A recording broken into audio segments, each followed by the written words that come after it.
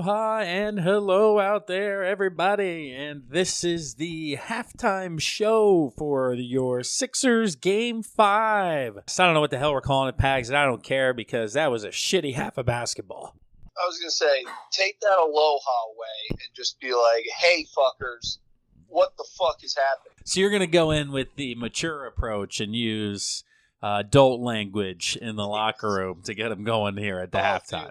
I know Brett Brown said he played that card already. He better fucking play it and play it harder because they, from the jump, looked like they didn't fucking want to be there, except for Jimmy Butler. Yeah, this Embiid being sick thing really kind of messes with a lot, dude, because when he's off, just the whole energy and mojo's down, and then, what was it, the first 4 possessions? I think it was 2 turnovers, Simmons, 2 turnovers, Embiid, and it was just like, holy shit, we've come to know that this just means we're in for a long night. The shit of it is Kawhi Leonard is fucking off today, and we're still looking like ass out there. Greg Anthony made a very good point, and I think it does kind of give you the symbolism. If you're watching this Sixers team and JJ Redick is getting open shots, whether he's making them or not, it shows that the offense is working. Nobody's open.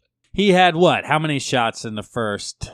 JJ Redick, 0 for 3 and 0 for 1 from distance, and it was a force from the corner. Let's see here. As a total, the team, they're shooting 1 of 10 from downtown. So 2 ways to look at it, Pags. 1 is they're going to continue to look like shit and get blown out, or 2 is they can't keep shooting that bad and something's going to turn around because Toronto is 8 of 20. So that's a 21-point difference from the three-point line, and oh, look at that, the difference in the first half. 21 points. You look at it, and it has a lot of feel of how Game 3 went with the Sixers, is just everything was going right and everything was going wrong. But it's more the body language, man, with this team. It's just like, oh my God, nobody wants to go except for Butler, and it's driving me insane. It is true, dude. He's the only one who's kind of shown up thus far, and even he's shooting 3 for 10. So as a whole, man, they're shooting 36% from the field, shooting like crap. Let's see, turnovers. 9 turnovers, and 7 of them are from Embiid and Simmons. I know they're going to have the ball in their hands the most just because they're the best players, but that's 7 empty possessions that I'm sure Toronto's taking advantage of, and we were lucky to be down 1 after 1, and 37-17 in the second quarter pretty much just opened things wide up, dude. Having said that, I mean, Toronto's had, 3 different runs of 12-1 or 10-2 or something like that, and we haven't had a single one. You would like to think we have at least one 12-2 spurt to cut it to 7 or 6 at some point, and then, maybe down the stretch, make a couple of plays. But this third quarter, obviously, more importantly, kind of the first 6 minutes, I think is really going to be, if they can cut it to somewhere 14, 13, you got yourself a game. But if it floats around that 20 mark and even, gets even larger, obviously they're going to start packing their bags and somehow try to focus on winning Game 6 at home when all of a sudden it's, are we the ones hanging him up here? Is Embiid ever going to feel good again, or is he just fucking lazy and sick? I don't know, man. It's frustrating. Well, that's it, and it's going to tell a lot about the fortitude of these young players right here, right now, this half. So I just wanted to get started. I just want to see how they come out of this half because they were trying to be aggressive at the jump of this game, and it turned into turnovers. So I'm hoping that they're going to the rack, scoring, getting fouled, and let's start making our free throws. I was watching the game, and I was like, damn, well, at least the Sixers listen to the media. But then I was like, no, Jimmy Butler said it to the media, but he was like, I need Ben Simmons to be more aggressive. Well, Ben Simmons came out like a bull in a china shop and was just running all over the goddamn place. And it's like, oh, well, that's why he hasn't been aggressive, because it turns into a shit show. Oh, and what? He can't do anything else? That's the only type of game that he has? Also, what's the deal with him not dunking anything anymore? Because he, hurt or something? Can he not, grab the rim? Or, what's the deal there? He's, laying these up, and he sucks at that. Dude, the one fast break that Ennis stole and threw it up to him, I'm like, dunk that. Why? He almost missed it. He's missed a couple of them that I thought it would be reverse jams and shit like that, and he's trying layups and whatnot. Oh, man. So he's frustrating the hell out of me. But another half to play here, Pags. Hopefully things turn around. I don't know. I'm not too optimistic. But if it doesn't, It's going to be an interesting couple of days here in the Delaware Valley as they get ready for a do-or-die Game 6 potentially. Yeah, I need Brett not to have the dumb fucking look on his face when things are going bad this fast. Do less Eli Manning on your face. Yeah. Oh, God. All right. Well, let's get it going. That's it, guys. We'll talk to you here in about an hour and a half, hopefully with some better news. If not, we'll just keep ripping into these guys because that's fun too. Yeah, it is. Welcome back, everybody, to the post-game version of Game 5, Pags, and it did not go much better in the second half for our 76ers. They get their asses kicked, lose by 36, 125-89 in the second and fourth quarter, scoring 17 and 19 points, and that's not going to get it done, Pags. Not unless you shut out the other team. Unbelievable, man. Just what a poor effort all the way through and through. And Tobias Harris, dude, minus 34. He's more of a defensive liability than I thought he was. And the playoffs are starting to exploit that because he had 2 early quick fouls and then they attacked him after that, and there was nothing he could really do about it. Joel, we touched on, dude, is just a pain in the ass when he's not healthy and not himself. It really affects the rest of the team, and I guess that's pretty much as simple as it seems, looking at all these graphics, man. I mean, Game 2 was really the only game the Sixers won where Joel did not play well, and it's basically been as Joel goes, the Sixers go. This series is over. Even if they win in Game 6, they're not fucking winning Game 7 in Toronto. This team is done. They've checked out. I'm so fucking done with this team. And I can't take another fucking year of Ben Simmons rebuilding his game around a jump shot. I can't fucking take it. I just need him to shoot. And if you're going to miss it, fuck it.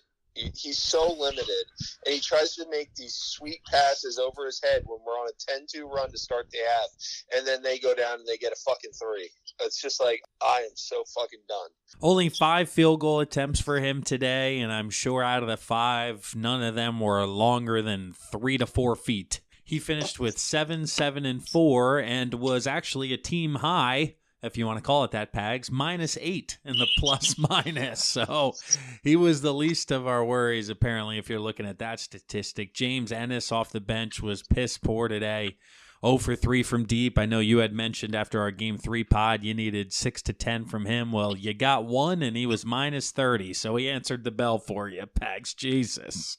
Every time he fucking came down the floor, he's riding these fucking Raptors, and they call a foul, and he looks like flabbergasted that they called a foul on him. And finally, Butler came up to him and was like, don't fucking do that anymore. Mike Scott was a little bit better. Honestly, when they drew the 2 quick fouls on Simmons, Harris, and Scott, I was like, are we going to see Zaire Smith? Like, we don't have any other wing people who could potentially even guard Kawhi. So we're in deep shit here if our 3 guys. Is he going to go to Jonathan Simmons? Where's he going after this? And there wasn't an answer. He just, I guess, kept running Ennis out there, and Greg Monroe didn't play a lot today. They went to Bolden. I don't know, dude. Like you said, you're thinking this series is over. My takeaway is it screamed of home court, go into Game 7, and I don't know, dude. With Embiid, you can't predict anything. I was trying to predict in the first round whether or not he's going to play, let alone how the fuck he's going to play. So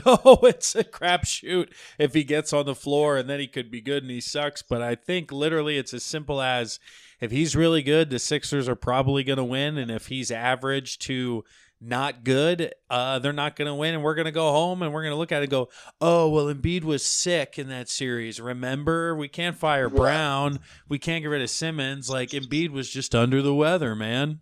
Here's the thing with Ben Simmons. I can't in good conscience give him away, and then he develops the rest of his game, and then I'm like, well, what the fuck? Like, it's too high of a risk. Embiid just needs somebody up his ass 24/7. It's like your standard high school athlete who is an idiot, and he's going to get in trouble if he finds it, and if he doesn't have someone fucking supervising him at all times, he's going to be an idiot. And I'm not saying they need to have somebody in there, but he needs like a fucking dietitian keeping him on fucking track and making him at least take care of his body somewhat. I know. The guy eats like an offensive lineman. I think it was Fultz or somebody else who left and did an interview and just kind of in passing casually. Yeah, there you go. Landry Shamet just casually dropped that Embiid gets like 3 milkshakes, 4 chicken sandwiches, and 3 French fries when he goes to Chick-fil-A. And I'm just like, does somebody tell this guy he's not playing left tackle on Sunday, please? Like, What the fuck, man? But I mean, if he wants to put on a bunch of weight, we need a replacement for Jason Peters. He can fucking do that. He could do that, man.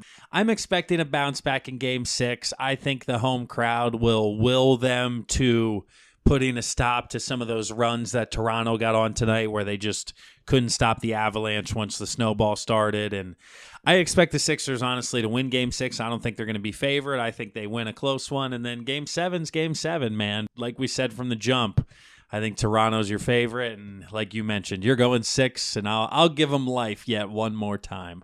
I don't know, man. I haven't been down like this. And the series, dude, they were losing by 40. That was the biggest ass kicking we've seen in years. I mean, there's good reason to not be feeling good. If you didn't feel good after Game 5 as a Philadelphia fan, well, you're fucking off the bridge by this point after that performance. Well, at the end of the third quarter, did you hear, I don't know if I heard it or what the hell I was listening to, but Greg Anthony goes, this series smells like Game 7. And I'm like, they're getting their asses kicked, and you're saying that? What are you talking about, Greg Anthony? I mean, it's one of those things, dude. At a certain point, you just wipe your hands clean, say, you got this one, we'll be back in Game 6. And you got to think at home they're not going to shoot 1 of 10 from downtown in the first half. They're not going to have 5 turnovers in the first 5 possessions. I mean, at the very least, Brett Brown, draw up a play for fucking J.J. Redick one of the first 2 or 3 possessions so we get a goddamn shot off and not Ben Simmons just going to the hoop doing crazy shit. But I like I said, dude, I don't know. I'm with Anthony. There's a little thing in my stomach going, they're going to win Game 6 just because that's how it fucking works. And then Game 7's Game 7 where, yeah, I don't think they're going to win, but again, dude, give me a Game 7. I'll take it at this point. As an underdog, you're going to take a Game 7 regardless of the location. There's a little part inside of me that's like, yeah, if we get to Game 7, there's a shot. And the only reason I think that is because they won Game 2. If they would have lost both in Toronto, won both in Philadelphia, lost the game like this, I would be like, there's no way we're winning in Game 7. That Golden State Houston syndrome. And I sure hope you're right. I hope Game 7 is a toss-up. I hope we get to Game 7 because right now it's playing out the way I thought. 6 games, and Toronto shows that they're the better team eventually. I think Game 3 threw me through a loop where we just dominated. Sure. But, hey, maybe we do have a comeback in Game 6, and I sure hope we do. That's it. Game 6, right, Thursday night, 8 o'clock, ESPN, I believe it is. Hopefully we'll be coming to you guys with a little bit better of halftime spirits and post-game action. If not, it will be the setup, and we'll be starting to plan the eulogy for the offseason and potentially some seismic changes coming for your Sixers. I fucking hate this feeling. Come on. Give me something to cheer about in Game 6. Come on. But anyway, guys, thanks for listening. As always, we appreciate it. Let us know your thoughts in the comments, what the Sixers need to do if they have any chance in Game 6. And we'll talk to you guys in a couple days. All right, guys. Later. Peace. 1, 2.